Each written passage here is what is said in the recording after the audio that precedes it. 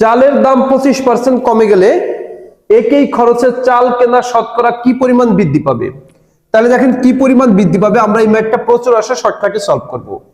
আমাদের এখানে উপরে এই অঙ্কে 100 লিখবো, নিচে 100 লিখবো। এইবার এখানে যে মানটা থাকে যত পার্সেন্ট আর কি, 20 থাকুক 25 30 যা থাকুক ওইটা উপরে গুণ করে দিব, এই 25। এবার এখানে কি বলছে কমে, এজন্য এই নিচে যেহেতু কমে বলছে, যেইটা কমে ওইটা বিয়োগ করে দিব, 25 কমে, শেষ।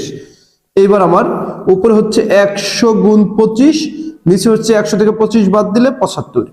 25 দা 75 টাকার 3 হয়, 3 দা যদি আমরা 100 কে ভাগ করি তাহলে হয় আমাদের 33 এর 3/1%। এইটা আমাদের অ্যান্সার। আপনারা যদি এই ম্যাথটি বুঝে থাকেন তাহলে বোর্ডে দাও এই অঙ্কটি সলভ করে আমাকে কমেন্ট